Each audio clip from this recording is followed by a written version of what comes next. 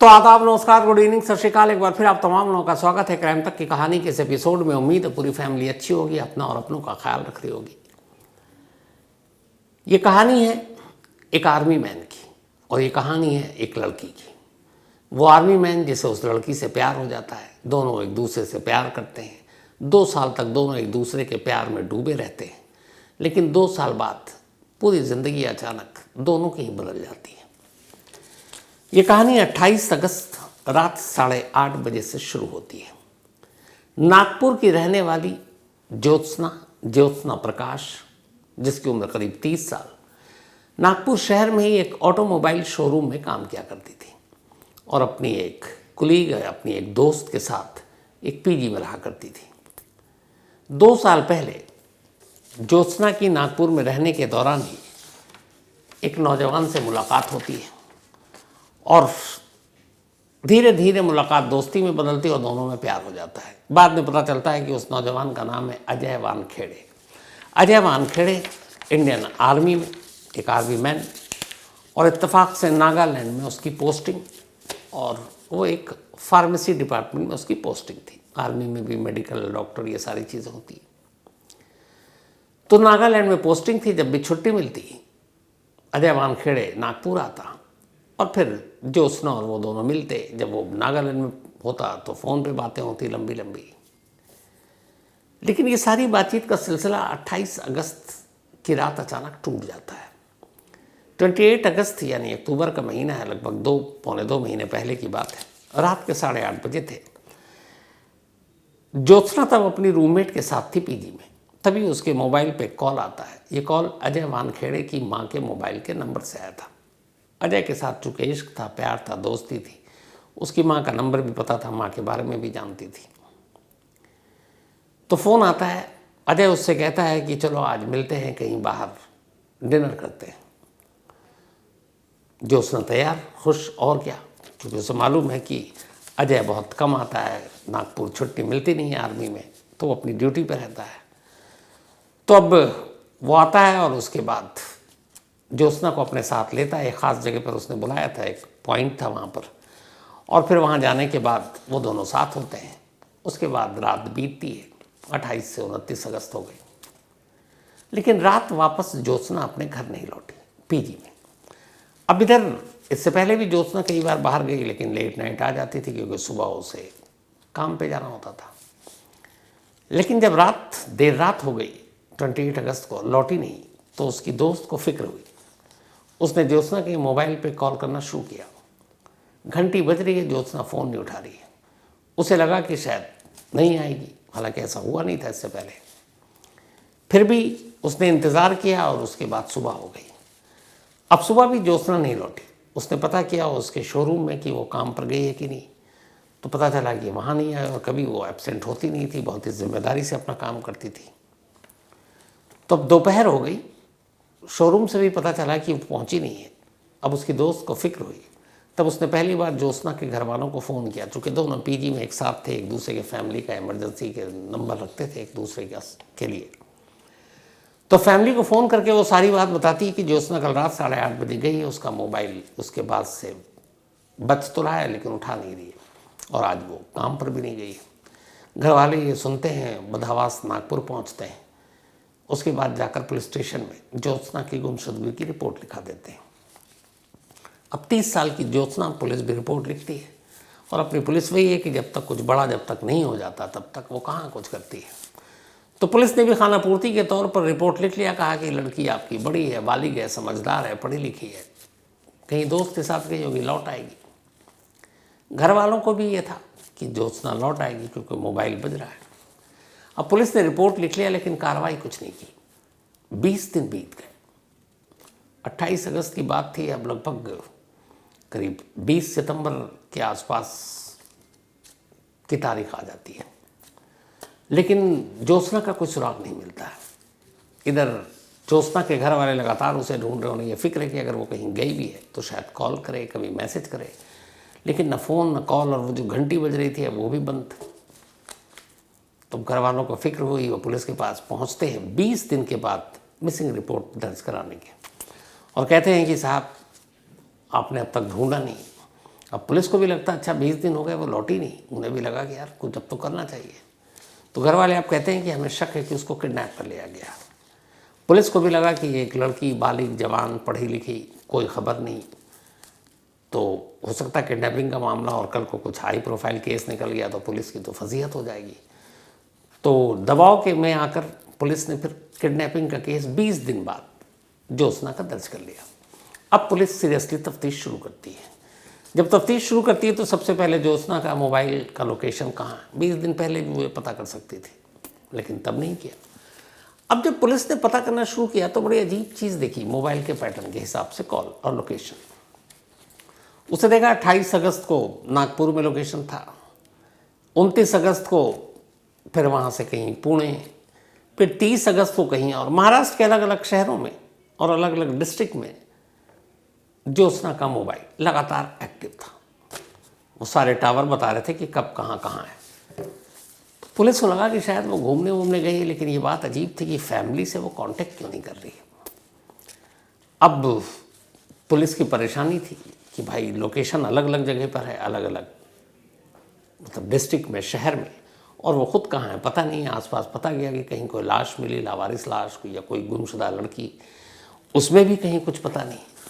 अब पुलिस के हाथ हर तरफ से खाली, और इधर अब घर वालों का दबाव बढ़ता जा रहा है, क्योंकि जैसे जैसे दिन बीत रहे हैं, अगर किडनैपिंग का केस है तो किडनैपिंग में सबसे ज़्यादा खतरा इसी बात का होता है कि वक्त पे अगर आप न छुड़ा पाए तो फिर सामने वाले की जान को खतरा होता है, क्योंकि किडनैपिंग के केस में ज़्यादा दिन तक एक जिंदा इंसान को बंधक बनाकर रखना सबसे मुश्किल काम होता है। ऐसे ही उलझा हुआ केस और एक कहानी है। कोको एफएम के ऑडियो लर्निंग प्लेटफॉर्म पर government that kills the Shakira Khalili murder case, ये पूरी कहानी हैरान करने वाली कहानी। कोको एफएम के ऑडियो लर्निंग प्लेटफॉर्म पर government that kills the Shakira Khalili murder case. अगर आपको भी क्राइम स्टोरीज में खो जाना है तो आपके लिए एक ज़बरदस्त मौका है। रिसेंटली कोको एफएम पर कुछ amazing crime audio books I हैं, और यकीन मानिए ये बहुत ही ग्रिपिंग है। चाहे आपको डिटेक्टिव मिस्ट्रीज, ट्रू क्राइम या थ्रिलर पसंद हो, कोको एफएम पर सब कुछ मिलता है। अब कोको एफएम आपके लिए एक special 14 days free trial subscription लेकर आया है, जहां आपको इसके साथ ही प्लस 999 कॉइन्स भी मिलेंगे। लेकिन ध्यान रहे, ये ऑफर सिर्फ पहले 500 लोगों के लिए अवेलेबल है। तो अगर आप इन थ्रिलिंग कहानियों में डूबना चाहते हैं तो देरी मत कीजिए। वीडियो के डिस्क्रिप्शन में दिए गए लिंक पर क्लिक करें, कूपन कोड CMTK10 का यूज़ करें और आज ही अपना फ्री ट्रायल शुरू करें। आपको 999 फ्री कॉइन्स मिलेंगे। अगर आप बिना मेरे कूपन कोड के अप्लाई करेंगे तो आपको सिर्फ 7 डेज का फ्री ट्रायल मिलेगा। सोचिए, आप 14 दिन जितनी चाहें उतनी क्राइम ऑडियो बुक सुन सकते हैं, वो भी बिल्कुल फ्री। यह आपके कम्यूट, वर्कआउट या फिर एक शांत शाम को और भी एक्साइटिंग बनाने का परफेक्ट तरीका है। लेकिन याद रहे, वक्त तेजी से निकल रहा है और एक बार जब ये फ्री ट्रायल स्लॉट्स खत्म हो जाएंगे तो फिर ये मौका हाथ से निकल जाएगा। तो इस औसम मौके को मिस न करें। अभी अपना फ्री ट्रायल लें और क्राइम की बेस्ट स्टोरीज सुनना शुरू करें। After 14 days the subscription plan will be activated. तो अब कॉल डिटेल देख लिया पुलिस ने, पूछा किसी और से दुश्मनी ये वो कुछ नहीं। अब इसके बाद पहली बार पुलिस उस लड़की से भी पूछताछ करती है जो उसकी रूममेट थी, पार्टनर। उससे पूछती है कि अच्छा उस दिन बताओ 28 अगस्त लाश देखा गया, कहाँ गई, क्या बताया। उसने कहा ये नहीं बताया था कि किसके साथ गई, बस एक कॉल आया था उसके बाद चली गई। अब पुलिस ने वो सारे कॉल निकाले, उसमें भी कई नंबर थे। फिर पुलिस ने तब तक उस सारे कॉल को कहा कि इसके डिटेल निकालो, इसके लोकेशन निकालो, और उससे पूछा कि अच्छा आप ज्योत्सना के बारे में बताओ। तब उसने बताया कि सर एक लड़का है जिसके साथ ज्योत्सना रिलेशनशिप में है। पूछा गया भाई क्या नाम है, तो पता चला कि उसका नाम अजय वानखेड़े है और वो इंडियन आर्मी में है और नागालैंड में पोस्टेड है। उधर जब मोबाइल की कॉल डिटेल निकाले गए तो पता चला कि 28 अगस्त की रात जो आखिरी कॉल आया था ज्योत्सना के मोबाइल पर, वो अजय वानखेड़े की माँ का नंबर था। तो अब दो चीज़, एक रिश्ता दोस्त ने बनाया, दूसरा मोबाइल दोस्त ने बनाया। अब जब ये दोनों चीज़ें पता चली तो आगे की पूछताछ के लिए पुलिस ने कहा कि भाई अजय वानखेड़े से पूछताछ कर लेते हैं। पता चला कि अजय वानखेड़े तो वापस पहुंच गया है नागालैंड और अपनी ड्यूटी ज्वाइन कर चुका है। पुलिस ने नागालैंड में इंडियन आर्मी के उस टुकड़ी से जो भी जहाँ वो काम करता था उनसे कांटेक्ट किया, अजय वानखेड़े के बारे में पूछा, तो पता चला कि अजय वानखेड़े है तो वहीं लेकिन हॉस्पिटल में एडमिट है। पूछा गया क्यों, तो पता चला कि उसको शुगर है और भी कुछ चीज़ें हैं और वो काफ़ी दिनों से एडमिट है। पुलिस को लगा ये क्या मतलब अजीब इत्तेफाक है कि इधर वो गायब है उधर वो एडमिट है, इन दोनों का कनेक्शन क्या है। फिर भी पुलिस ने कहा कि भाई उससे पूछताछ करनी है, उन्होंने आर्मी से परमिशन मांगी, हमें पूछताछ करनी है। आर्मी ने कहा हम आपको सपोर्ट करेंगे भैया जो करना है। तो उन्होंने कहा ठीक है, जैसे ही वो डिस्चार्ज हो हॉस्पिटल से आप हमें इत्तला कर दीजिएगा, हमारी टीम पहुंच जाएगी। आर्मी ने कहा ठीक है, नागपुर पुलिस के कंसल्ट जो भी थे उनका नंबर रख लिया। अब इसके बाद नागपुर पुलिस हाथ पे हाथ धरे हुए कि उधर से कॉल आए, इन्फॉर्मेशन आए तो हो जाए। तभी एक दिन कॉल आया, लेकिन ये कॉल और भी ज़्यादा हैरान करने वाला था। नागालैंड की उस जिस हॉस्पिटल में एडमिट था आर्मी के ही, वहाँ से फ़ोन आया कि भाई वो उसकी तबीयत तो ठीक नहीं थी, एडमिट ही था, लेकिन अचानक वो हॉस्पिटल से गायब हो गया है और वो हॉस्पिटल में है नहीं। अब नागपुर पुलिस को ये बात बड़ी अजीब लगी कि हॉस्पिटल में था, भाग गया, उसे ये भी पता है कि पुलिस को पूछताछ करनी है। फिर भी पुलिस को लगा कि भागा नहीं होगा, आएगा। लेकिन पुलिस की गलतफहमी फ़ौरन दूर हो गई। 2 दिन बाद पता चला कि अजय वानखेड़े ने एक लोकल कोर्ट में अग्रिम ज़मानत की याचिका दाखिल कर दी है। मतलब कि हमें डर है कि हमें पुलिस गिरफ्तार कर सकती है, हमें। तो पहले उसने सेशन कोर्ट में दिया, वहाँ से खारिज हो गई। फिर पुलिस को पता चला कि उसने हाई कोर्ट में दे दिया, वहाँ से भी खारिज हो गई। अब पुलिस को लगा कि ये क्यों डर रहा है और क्यों ये एंटीसिपेटरी बेल के लिए अप्लाई कर रहा है, कुछ तो गड़बड़ है। अब पुलिस उसे ढूंढ रही है, लेकिन दोनों तरफ से इधर बेल खारिज और उसमें टाइम लगा। 28 अगस्त का ये वाक़या है। 20 दिन के बाद किडनैपिंग की रिपोर्ट लिखी जाती है। 20 दिन के बाद पुलिस तफ्तीश शुरू करती है। पूरा सितंबर बीत गया, अब अक्टूबर का महीना आ गया। अब इस अक्टूबर के महीने में उधर से वानखेड़े भी आर्मी बेस से अपने गायब है और उसके बाद वो लोअर कोर्ट फिर हाई कोर्ट भी पहुंच चुका है, वो भी कैंसिल। अब पुलिस उसे ढूंढ रही है कि भाई कहाँ है ज्योत्सना, उसका पता तो चले और वही बता सकता है। पुलिस उसे तलाशी कर रही थी कि तभी अचानक अभी 20 अक्टूबर को एक रोज़ अचानक अजय वानखेड़े खुद नागपुर पुलिस के सामने आता है और सरेंडर कर देता है। कहता साहब आप लोग मुझे ढूंढ रहे थे, मुझे लगा आप मुझे गिरफ्तार करेंगे, पता नहीं क्या क्या इल्ज़ाम लगाएंगे, तो इसलिए मैं एंटीसिपेटरी बेल के लिए गया था। मुझे कई लोगों ने कहा था कि आप जिस तरीके से मुझे ढूंढ रहे हैं तो अरेस्ट करके कोई भी केस लगा सकते हो, तो मैंने अपने डिफेंस के लिए गया था। पुलिस को ये बात गले उतरी नहीं। फिर पुलिस ने पूछा कि अच्छा ये बताओ ज्योत्सना के साथ तुम्हारे रिश्ते क्या है। तो उसने ज्योत्सना के साथ अपने रिश्ते बताए। उसने कहा कि हम दोनों की दोस्ती 2 साल पहले हुई थी और इस दौरान में पुलिस अजय वानखेड़े की पूरी कुंडली निकाल चुकी थी। पता चला कि वो ऑलरेडी 3 शादी कर चुका था, तीनों बीवियों को छोड़ चुका था। इधर ज्योत्सना, उसकी भी एक शादी हुई थी लेकिन डिवोर्स हो गया था। अब ये दोनों साथ में 2 साल से थे, मिलते थे, जुलते थे और उसके बाद धीरे धीरे अब ज्योत्सना भी उससे शादी करना चाहती थी। उसने यही सारी बातें बताई। तो पूरी पुलिस ने पूछा कि भाई इस वक्त ज्योत्सना कहाँ है, तो उसने कहा मुझे नहीं मालूम। उसने कहा अपने 28 अगस्त को तुम्हारी माँ के नंबर से फ़ोन आया था। उसने कहा मैंने किया था, हमने मिलने के लिए बुलाया। तो बोला फिर कहाँ गए? उसने कहा मिलने के लिए एक होटल में गए थे नागपुर में, होटल में रुके और फिर लेट नाइट होटल को चेकआउट कर दिया और वापस ज्योत्सना को मैंने कहा तुम घर जाओ, मैं अपने घर जाता हूँ और उसके बाद मैं कुछ नहीं जानता हूँ।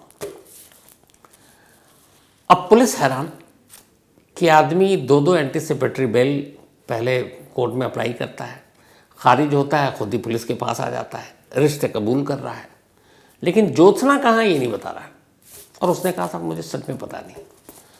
अब इधर ये भी है कि एक आर्मी मैन है भैया, अपने सेना का बंदा है, तो आम आदमी तो है नहीं कि उठा के आप अंदर कर दोगे, फिर 3rd डिग्री इस्तेमाल करोगे, फिर सारी चीज़ें। तो पुलिस को ये था कि केस मजबूत होना चाहिए, सबूत पूरे होने चाहिए, तभी उस पर हाथ डालेंगे। अब उसकी सारी पूछताछ हुई लेकिन वो इससे आगे कुछ बताने को तैयार नहीं। अब पुलिस ने अपनी इन्वेस्टिगेशन की। उसने अजय वानखेड़े के मोबाइल के 28 अगस्त से लेकर उसके बाद के लोकेशन निकालने शुरू किए। जब 28 अगस्त की रात की लोकेशन निकाले तो उसने ये सच कहा कि उसने नागपुर के एक होटल में रुका था, उसके आसपास के टावर से लोकेशन मिल गया। लेकिन इसके बाद वो ज्योत्सना को उसके घर छोड़ दिया और वो चले गई वो अपने घर। यहाँ से उसके झूठ का सिलसिला शुरू होता है। पता चला नहीं, होटल से निकलने के बाद ज्योत्सना और इन दोनों के मोबाइल का लोकेशन एक ही जगह था पूरी रात। और वो जगह कहाँ थी? नागपुर के आउटस्कर्ट में एक ऐसे हाईवे पर जहाँ पे दोनों तरफ जंगल है।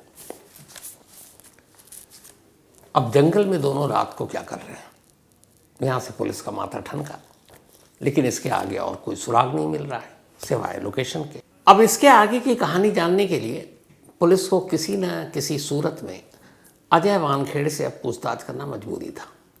और ये भी कि अब भूल जाओ कि ये आर्मी मैन है, एक आम सस्पिशियस सस्पेक्टेड संदिग्ध इंसान के तौर पर उससे पूछताछ करनी है।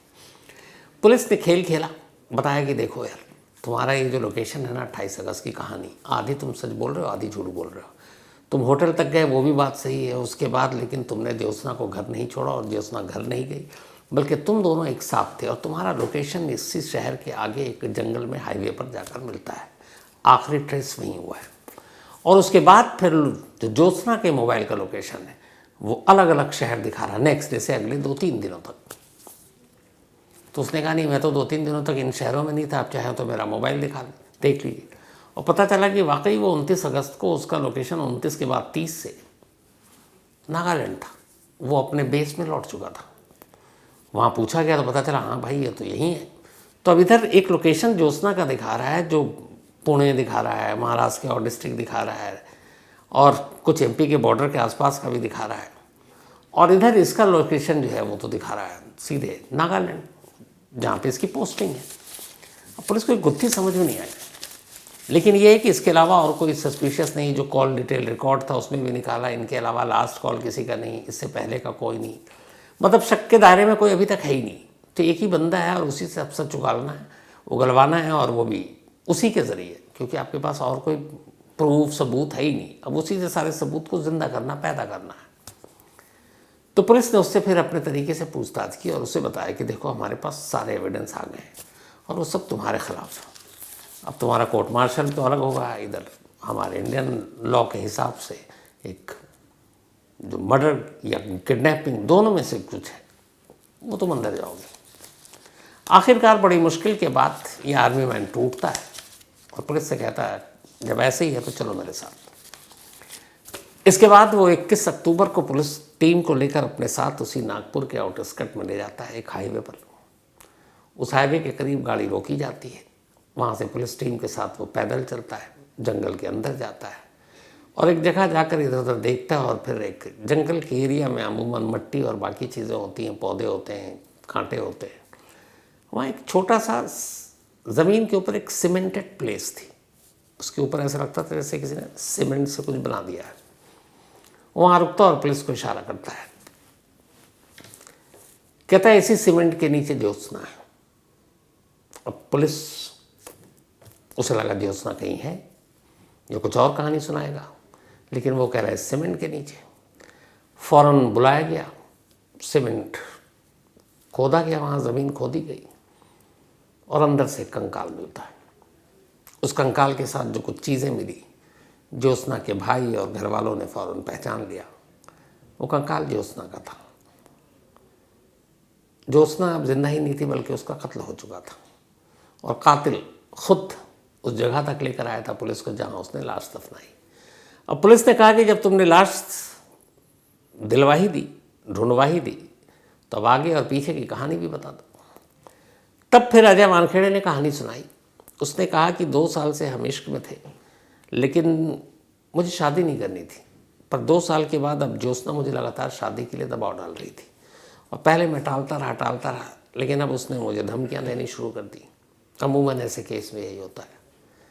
तो मैं तंग आ गया। फिर मैंने तय किया कि इससे छुटकारा पाने का एक ही तरीका, क्योंकि फिर उसने ये भी कहा था कि तुम्हारे आर्मी के सीनियर अफसरों को तुम्हारी शिकायत कर देंगे और बताएंगे तुमने मेरे साथ चीट किया और भी सारी चीज़ें। तो वो घबरा गया। उसने कहा अब इससे छुटकारा पानी है। और इत्तेफाक से एक आर्मी मैन और एक आशिक होने के साथ साथ वो फिल्में भी देखता था। और पता नहीं ये दृश्यम फिल्में कितने लोगों को ये आइडिया दे गया। उसने इत्तेफाक से, खुशनसीबी बदनसीबी से दृश्यम फिल्म भी देख रखी थी, दोनों। वहीं से उसको आइडिया आया और उसने कहा कि चलो 28 अगस्त को फ़ोन किया, होटल में ले गया, वहाँ कुछ देर रुका, फिर कहता है थोड़ा घूम कर आते हैं। वो भी खुश कि चलो गाड़ी में घूम कर आते हैं थोड़ा शहर। आगे एक नाका था टोल, वहाँ से उसने एक कोल्ड ड्रिंक लिया, नशीली दवा पहले से रखे हुआ था, उस कोल्ड ड्रिंक में नशीली दवा मिलाई, ज्योत्सना को पिला दी। नाका पार करने के बाद धीरे धीरे ज्योत्सना बेहोश हो गई। उसके बाद उसने एक सुनसान जगह चुना, गाड़ी रोकी, सड़क के किनारे उतार कर, और फिर बेहोश ज्योत्सना को पहले गाड़ी में ही उसका गला घोंटा। जब उसे यकीन हो गया कि मर गई, तो फिर वो उसकी लाश को लेकर अपने कंधे पर रखकर जंगल के अंदर जाता है। लाश रखता है, वापस आता है, गाड़ी में बाकी सारा सामान इंतज़ाम पहले से था। डिग्गी से वो सीमेंट निकालता है, सीमेंट भी लेकर आया था, फावड़ा भी लेकर आया था। ये सारी चीज़ों से गड्ढा करता है। जब इतना गड्ढा हो जाता है कि उसके अंदर लाश रखी जा सकती है, तो उस लाश को रखकर मट्टी डालता है, फिर उसके ऊपर सीमेंट डालता है, फिर आसपास की झाड़ियाँ की छोटे छोटे जो झाड़ियाँ होती हैं उन सबको सीमेंट पर रख देता है, ऐसा लगे कि जैसे जंगल का हिस्सा है। और ये सब करने के बाद वो वहाँ से लौटता है और नेक्स्ट डे मॉर्निंग में सीधे नागालैंड के लिए निकल पड़ता है। और नागालैंड जाते ही सीधे हॉस्पिटल में एडमिट हो जाता है कि मेरी तबीयत ख़राब है और मुझे 2 दिन से बहुत ज़्यादा शुगर, एक तो दहशत, डर, चोर, एक क्राइम किया है। लेकिन मकसद ये था कि जब ये क्राइम हो और जब पता चले, जब लाश निकले, सच्चाई सामने आए, तब वो दिखा सके कि वो नागालैंड में था और बीमार था और हॉस्पिटल में एडमिट था, तो सारे सबूत उसके हक में जाएंगे। दूसरा दृश्यम से उसने ये जो आइडिया लिया, जब ये सब कुछ कर लिया उसने, तो उसके बाद ज्योत्सना का मोबाइल उसने अपने पास रखा और ज्योत्सना के उस मोबाइल को लेकर वो फिर लौटा। और नाका और टोल के पास अमूमन गाड़ियाँ रुकती हैं, टोल जब आप कटाते हैं तो वहाँ उसने गाड़ी रोकी, गाड़ी रोककर थोड़ी देर इंतज़ार किया। फिर उसने उन ट्रकों की तरफ ध्यान दिया जो ट्रक लंबी लंबी दूरी पर जाते हैं, पता चल जाता है सामान लोडेड है। फिर उसने ऐसी एक नेशनल परमिट वाले ट्रक को देखा जो टोल पे खड़ा था। वो चुपचाप से ट्रक के पीछे गया, रात का अंधेरा था, मोबाइल को साइलेंट मोड पे डाला जो ज्योत्सना के, और उस ट्रक के अंदर उस मोबाइल को फेंक दिया। अब जहाँ जहाँ ट्रक, वहाँ वहाँ मोबाइल का लोकेशन। यही करना था कंफ्यूज पुलिस को कि ज्योत्सना अभी यहाँ है, अभी वहाँ है, अभी वहाँ है, अभी यहाँ है, जबकि कातिल कहीं नहीं है। वहाँ के बाद सीधे नागालैंड में है और अस्पताल के बिस्तर पर है, तो कोई भी सबूत उसके खिलाफ जा ही नहीं सकता। तो वो ज्योत्सना का मोबाइल जो घूम रहा था उस चलते ट्रक में, उसी ने पुलिस को उलझा दिया कि इसका लोकेशन तो अभी यहाँ, अभी यहाँ, अभी यहाँ। और जब लोकेशन है तो इसका मतलब है वो जिंदा है, घूम रही है, ठीक है। और इसी लापरवाही ने इस केस को, कहाँ 28 अगस्त का मामला था और 20 अक्टूबर को ये केस वर्कआउट हुआ है। लगभग 2 महीने बीत गए।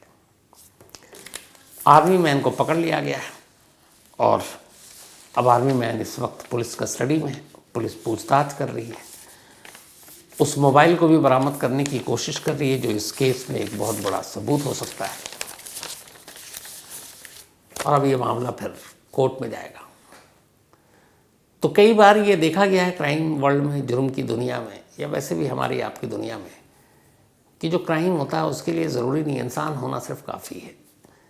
फिर वो पुलिसमैन हो, आर्मी में हो, कोई भी हो, किसी भी पेशे में, क्योंकि हर इंसान जो वर्दीधारी भी होता है उसके अंदर भी एक सीना है, एक दिल है, वैसे ही रगों में खून है, वैसी ही सोच है, सब कुछ वैसे ही होता है। तो इसलिए क्राइम कब कौन कहाँ कर जाए प्रेडिक्ट करना सबसे मुश्किल काम होता है।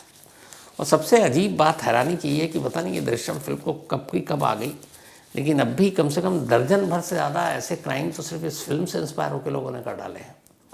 और अभी पता नहीं दृश्यम 3 भी आ रहा है, उसके बाद पता नहीं क्या होगा। खैर, कहानी में आज इतना ही, लेकिन कहानी ख़त्म करूँ उससे पहले वही अपना सिलसिला। आज मनोज कुमार गुप्ता, इनका बर्थडे है, तो हैप्पी बर्थडे मनोज भाई। थैंक यू सो मच आपके इस प्यार और मेल के लिए। कुमुद, इनका भी आज जन्मदिन है, तो हैप्पी बर्थडे कुमुद, आप हमेशा अच्छे रहें, भेजा रोशन ने है। इसके अलावा ललिता जी हैप्पी बर्थडे, और ये रोहन की मम्मी है, तो हैप्पी बर्थडे ललिता जी। साथ ही अभिषेक त्रिपाठी, इनका भी आज जन्मदिन है, हैप्पी बर्थडे अभिषेक जी। और ये भेजा है नरेश ने। इसके अलावा अरुण गोस्वामी, इनका भी आज बर्थडे है, तो हैप्पी बर्थडे गोस्वामी साहब। और ये भेजा है शैलजा ने। साथ ही राहुल कुमार, इनका भी आज जन्मदिन है, हैप्पी बर्थडे राहुल। और ये भेजा है अनिकेत ने। याद रहे, वक्त तेज़ी से निकल रहा है और एक बार जब ये फ्री ट्रायल स्लॉट्स ख़त्म हो जाएंगे तो फिर ये मौका हाथ से निकल जाएगा। तो इस औसम मौके को मिस न करें। अभी अपना फ्री ट्रायल लें और क्राइम की बेस्ट स्टोरीज सुनना शुरू करें। After 10 days the subscription plan will be activated. तो कहानी में आज इतना ही। अब आपसे मुलाकात होगी कल रात 9 बजे किसी नई कहानी के साथ। तब तक अपना और अपनों का ख्याल रखिएगा। Thank you very much.